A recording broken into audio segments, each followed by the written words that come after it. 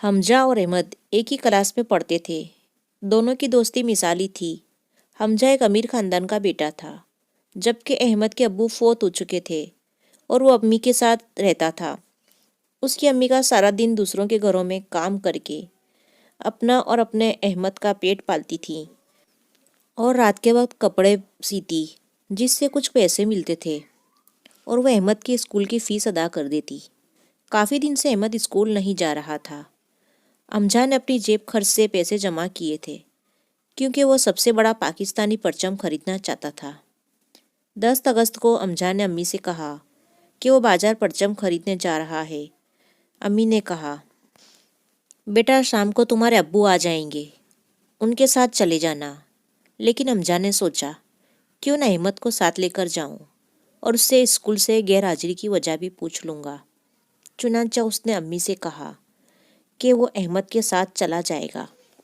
اس سے پہلے کہ حمزہ احمد کا دروازہ کھٹکھٹاتا، اسے احمد کی آواز آئی جو اپنی امی سے کہہ رہا تھا، امی اس مہینے میں اسکول چھوڑ دوں گا اور فیس سے آپ کی دوائیاں خرید لاؤں گا، کیونکہ آپ بیمار ہیں، پھر بھی میرے لیے محنت کرتی ہے۔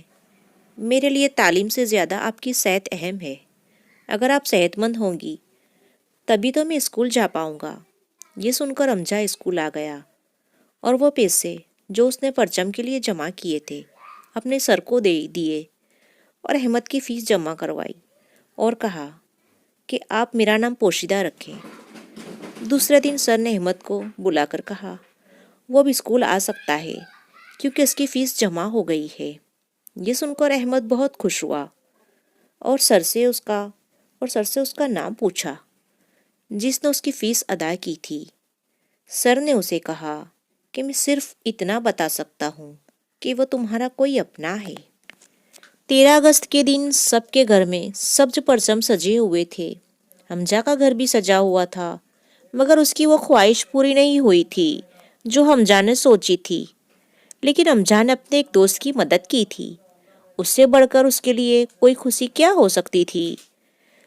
لیکن حمزہ کے دوست اس کا مذاق اڑا رہے تھے کہ تم نے تو کہا تھا کہ پورے علاقے میں تمہارا سب سے اونچا پرچم ہوگا، کہاں گیا وہ پرچم؟